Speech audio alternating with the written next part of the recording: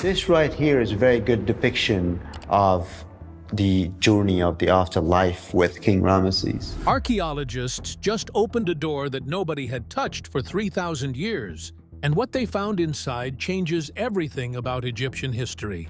Ancient Egyptian hieroglyphs covered the walls like a hidden letter waiting to be read.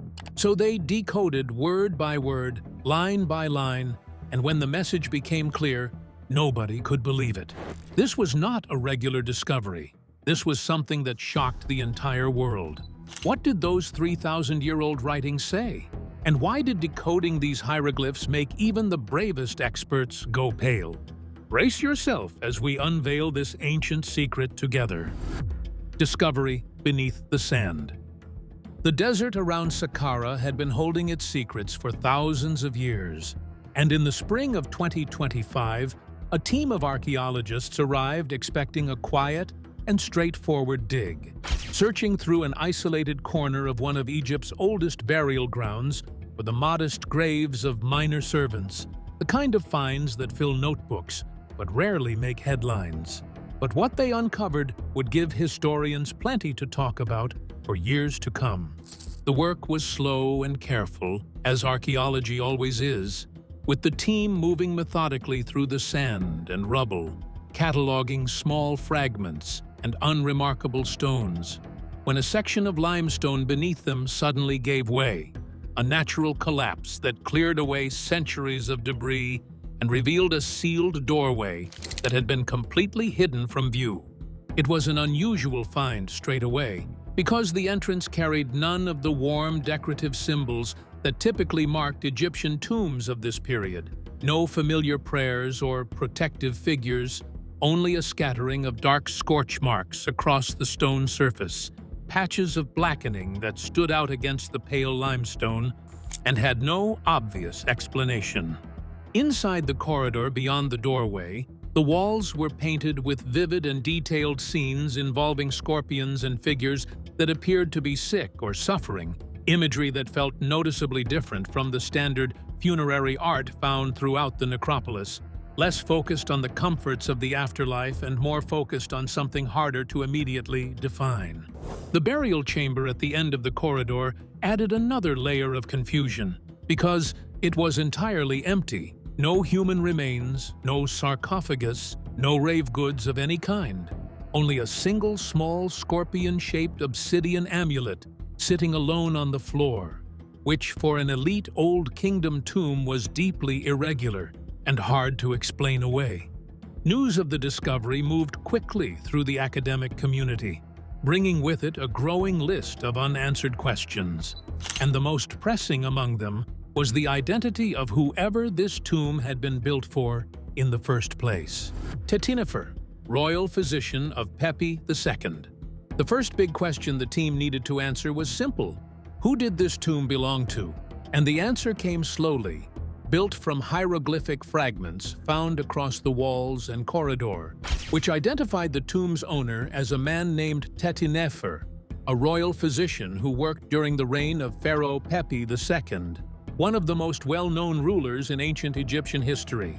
Pepi II is remembered for two things above all others, the first being that his reign was the longest in Egyptian history, stretching across so many decades that it became a record no other pharaoh ever came close to breaking, and the second being that the later years of that reign were marked by serious problems that slowly pulled the kingdom apart. By the time Tetinefer was working inside the royal court, Egypt was already in trouble. Food was becoming scarce.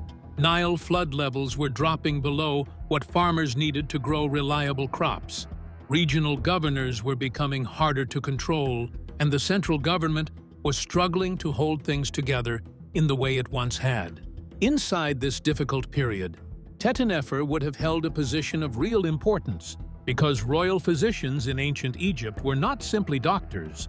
They were practitioners who combined medical knowledge with religious ritual and spiritual protection, expected to treat the body and address the supernatural forces that Egyptian belief held responsible for sickness and suffering.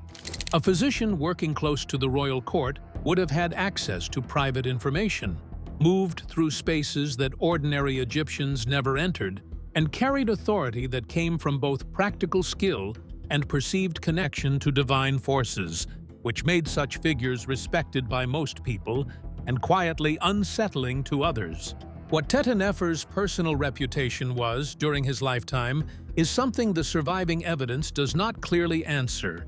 Some details point toward a skilled and trusted healer, while others suggest a figure whose beliefs and methods sat closer to the edges of what was considered normal and acceptable. What is clear is that his story did not end in any simple or straightforward way, and as researchers looked more carefully at the burial chamber, it became obvious that the biggest question surrounding Teti-Nefer was not who he had been in life, but what had happened to his body after death. The empty burial chamber. In almost every ancient Egyptian tomb, the burial chamber is the most important room in the entire structure, built to hold the body, the sarcophagus, the grave goods, and everything the dead person was believed to need on their journey into the afterlife. Which is exactly why the chamber inside Teti-Nefer's tomb created such an immediate problem for the research team, because it held almost none of those things. The room was empty in a way that was hard to explain, not the kind of empty that comes from centuries of looting, where broken fragments and scattered debris usually tell the story of past intrusions, but a clean and undisturbed empty that suggested the chamber had simply never been filled in the first place. With no sarcophagus, remains on the floor, no displaced objects, no human remains of any kind, just bare stone and the single obsidian scorpion amulet sitting quietly in the middle of the room. For someone of Teti-Nefer's status, this was very unusual. A royal physician with access to the court would normally have been buried with a great deal of care and resources, a proper sarcophagus, canopic jars, food offerings, protective amulets, and a full range of objects considered necessary for a safe passage into the afterlife, none of which were anywhere to be found. The team worked through several possible explanations, one being that Teti-Nefer's remains had been moved somewhere else during the chaos of the Old Kingdom's collapse, another being that he had died in circumstances that made a proper burial impossible, and a third being that the tomb had never been meant to hold a body at all and had served a completely different purpose from the beginning. The obsidian amulet sitting alone on the floor kept drawing attention back to itself, because obsidian carried strong associations in Egyptian ritual practice, connected to protection, to the idea of containing dangerous forces, and to the boundary between the living world and what lay beyond it, which led some researchers to suggest it had been placed there deliberately and with a specific intention in mind. That idea, that the chamber may have been used for containment rather than burial, slowly began to change the way the team read everything else inside the tomb, including the unusual and striking imagery that covered nearly every wall from the entrance all the way to the back of the structure. The scorpion imagery. Anyone walking through Teti-Nefer's tomb for the first time would have noticed the scorpion imagery almost immediately, not because scorpions were rare in Egyptian art, but because of how completely they dominated every surface inside this particular tomb, appearing not as occasional decorative details, but as a consistent and overwhelming visual theme that ran through the entire space, from entrance to rear wall. Scorpions were a familiar part of ancient Egyptian symbolism and carried a range of well-established meanings. On one side, connected to venom, pain, and punishment, and on the other, to protection and guardianship, most notably through the goddess Serket, a protective deity shown with a scorpion on her head, who was called upon to guard both the living and the dead from harm. The scorpion figure painted repeatedly throughout Teti-Nefer's tomb was not the same as the traditional image of Serket or the standard symbolic scorpion found elsewhere in Egyptian religious art. This one was shown standing upright, much larger than the human figures around it, and drawn with features that mixed animal and human characteristics together in a way that felt purposeful rather than decorative. The scenes on the walls showed ceremonial bowls, human figures in positions that suggested serious illness, dark markings spreading visibly beneath the skin of those figures, and what appeared to be ritual procedures involving substances that researchers linked to venom and plant compounds based on the painted detail and the nearby inscriptions. The mood of the imagery was not comforting, and that stood out because most Egyptian tomb art was designed to reassure, to show the dead moving safely through the afterlife surrounded by divine protection. But the paintings here felt less like reassurance and more like a record of something that had actually happened, with the suffering of the human figures treated as a straightforward part of whatever story the tomb was preserving. Scholars spent a great deal of time debating what the large central scorpion figure actually represented, with ideas ranging from a forgotten local deity connected to plague or epidemic disease to a symbolic image created to give shape and form to fears that ordinary religious imagery could not adequately express. The answer depended on the deeper inscriptions, particularly those inside a rear side chamber, texts that would prove to be among the strangest the team had encountered anywhere in the necropolis. The burned ritual chamber. Near the rear of the tomb, partially hidden behind a narrow passage that the team almost missed entirely, was a side chamber that nobody had been expecting to find, smaller than the main burial room, but immediately distinct from everything else in the structure. Its walls blackened heavily with soot, and its floor marked with circular burn patterns that had been pressed so deeply into the stone that they were clearly not accidental. The room had been used for burning. That much was obvious from the first moment anyone stepped inside it. But the nature of that burning was harder to pin down, because the scorch patterns were arranged in ways that suggested deliberate placement rather than a fire that had simply gotten out of control, with the circular marks sitting at regular intervals across the floor, as though they had been part of a structured process, repeated many times over a significant period.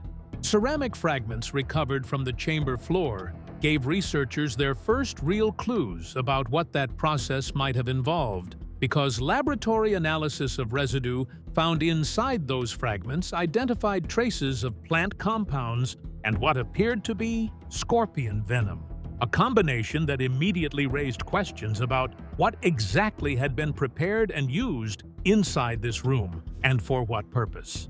The inscriptions on the walls added another layer of difficulty, because unlike the prayers and protective texts found in most Egyptian ritual spaces, the writing here read more like a set of instructions, referencing specific substances by name, including lotus extract, oils, blood mixtures, and scorpion venom, and describing what appeared to be procedural steps rather than appeals to divine figures for protection or blessing.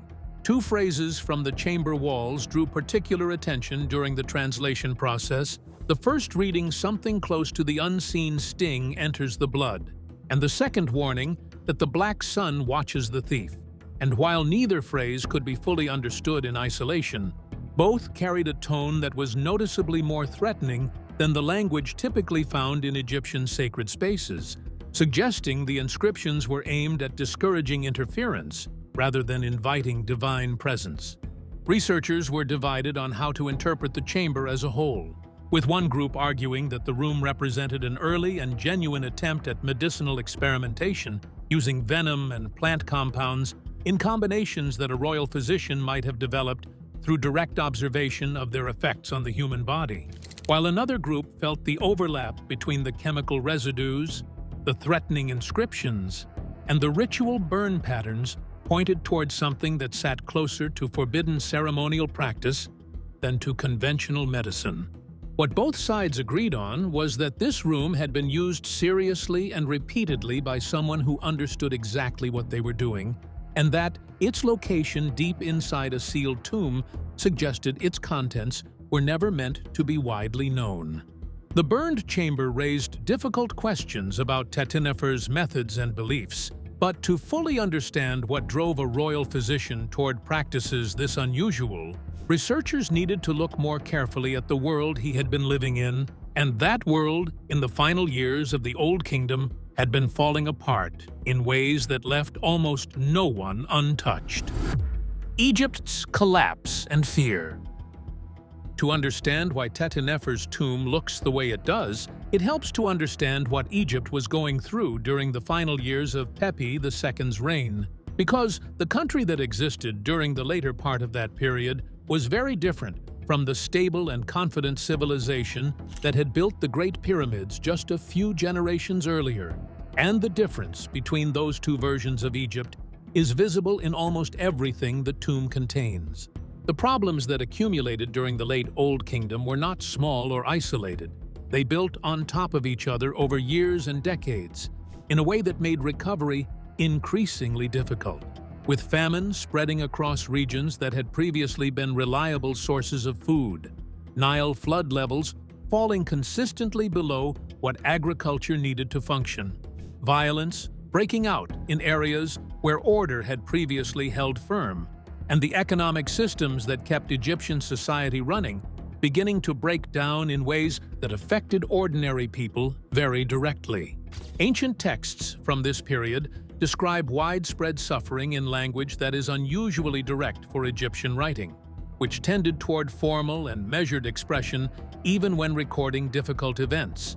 And the fact that scribes reached for more urgent and distressed language during this period gives some sense of how seriously conditions had deteriorated and how visible that deterioration was to the people living through it.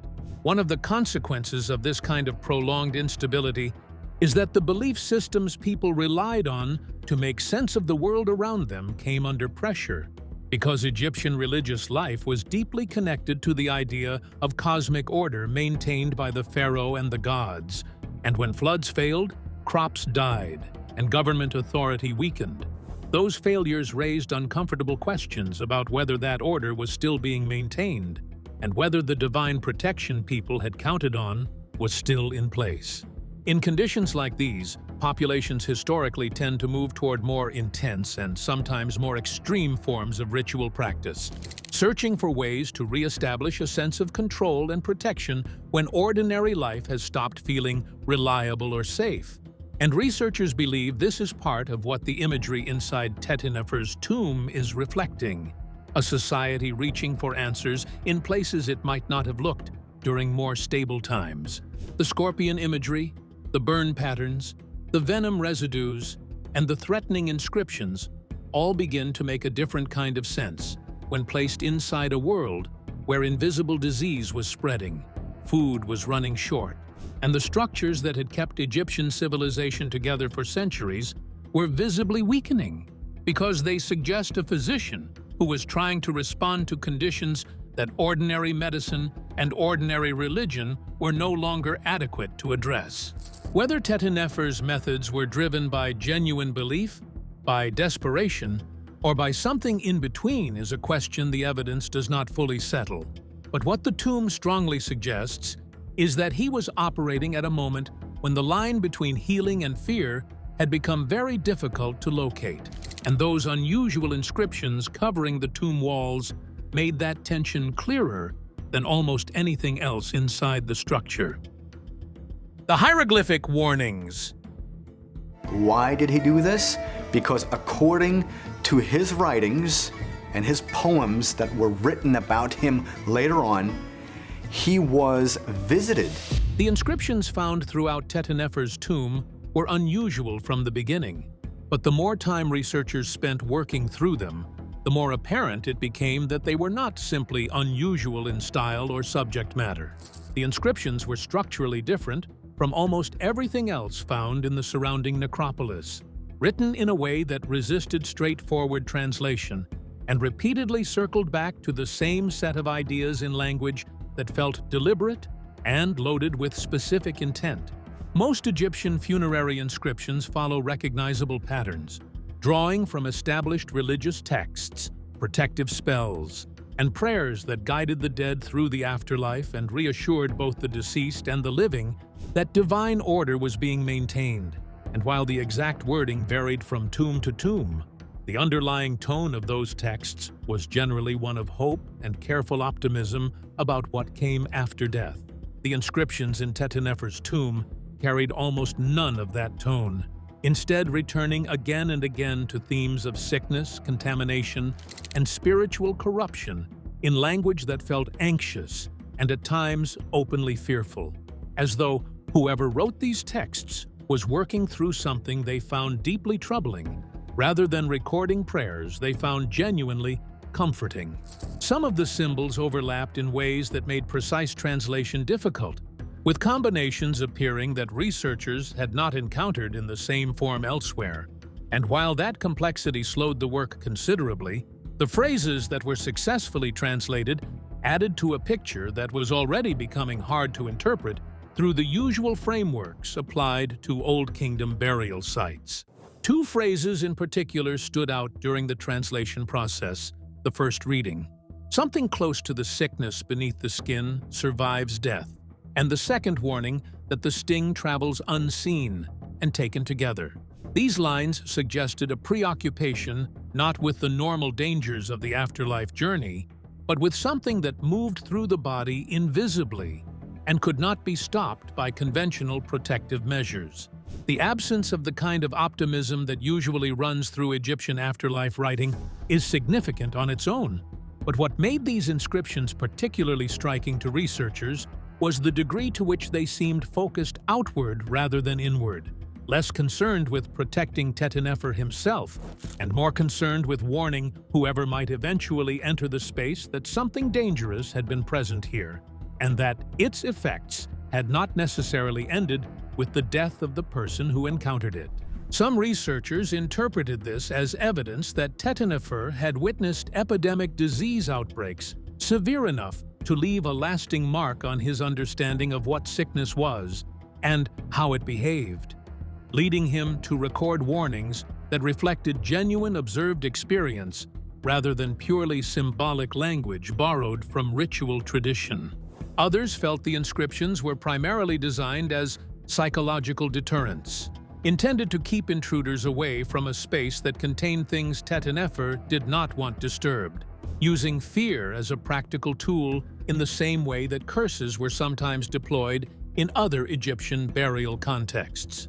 Either way, the inscriptions made one thing clear: Tetenefer was a deeply complicated figure, and determining who he truly was would become the tomb's most debated question.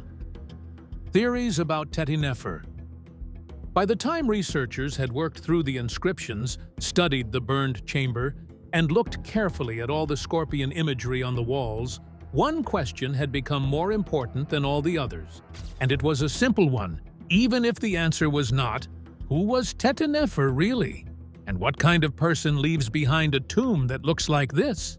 The debate that followed among scholars was lively and genuinely divided, with different researchers looking at the same evidence and reaching very different conclusions depending on which details they found most convincing. And the result was not one clear answer, but several competing ideas that each had something solid behind them. Some researchers saw Tetenefer first and foremost as a doctor trying his best during a very hard time, a trained healer working through one of the most difficult periods in Egyptian history, pushing the limits of what was considered acceptable, simply because nothing else was working, and people kept getting sick and dying around him no matter what he tried. Others looked at the burned chamber, the traces of venom, and the threatening tone of the wall inscriptions, and argued that whatever Tetenefer had been at the start of his career, what the tomb showed was someone who had moved a long way from ordinary medicine and into practices that his own community would probably have found deeply uncomfortable. Some of the more speculative ideas suggested he might have been a political exile removed from his role in disgrace, or that he had been a figure so widely feared that people took deliberate steps after his death to limit any influence they believed he might still carry from beyond the grave. The missing body gave fuel to almost every theory, because its absence could mean disgrace, deliberate hiding, an unfinished burial, or a tomb that was never meant to hold a body at all. And without the remains, none of those ideas could be fully ruled out. What the tomb would not allow was a neat and tidy explanation, and that difficulty was itself a kind of answer, because it pointed toward a man whose life and work had been genuinely complicated in ways that the people around him probably felt very differently about. Understanding Tetenefer meant stepping back entirely and looking at what Egyptian society was going through at the time. And that picture, researchers were discovering, was built almost entirely around fear. Fear beneath the necropolis. The more researchers looked at Tetenefer's tomb as a whole, the more it began to feel less like a single person's burial site and more like a window into the emotional state of an entire civilization, one that had been holding itself together through increasingly difficult years and was starting to show the strain in ways that even its most carefully constructed monuments could not completely hide. The popular image of ancient Egypt is one of order and confidence. A society that built enormous structures, maintained detailed records, and operated according to a clear set of religious and administrative rules that kept everything running smoothly across long stretches of time. And that image is not entirely wrong, but it leaves out a great deal. What Tetenefer's tomb added to the picture was something rawer and more human, a record of what it felt like to live inside a system that was breaking down, where the floods that everyone depended on were no longer reliable, where food was harder to find, where the government that was supposed to provide stability was visibly struggling, and where the gods that Egyptian belief had always presented as protective and present were beginning to feel very far away.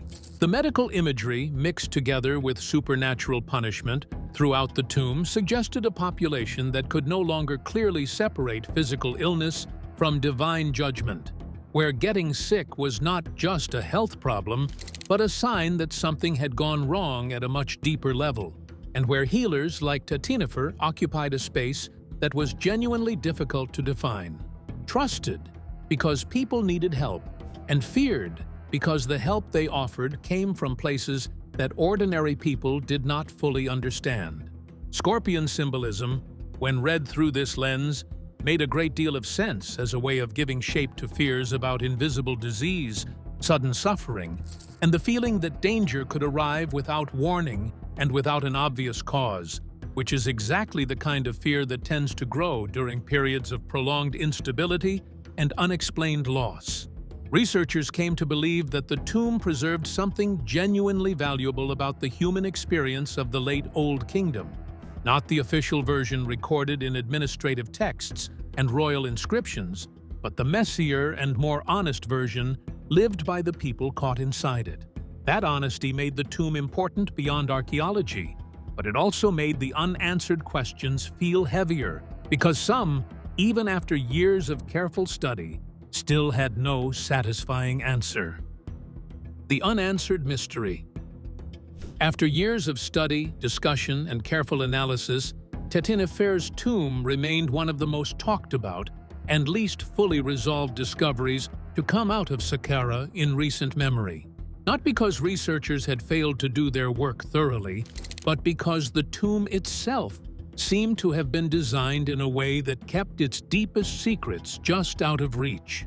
No body had ever been found, and despite ongoing efforts to locate remains either within the tomb or in the surrounding area of the necropolis, nothing had turned up that could be confidently connected to Tetenefer, leaving the question of what happened to him after death as open as it had been on the first day the sealed doorway was uncovered.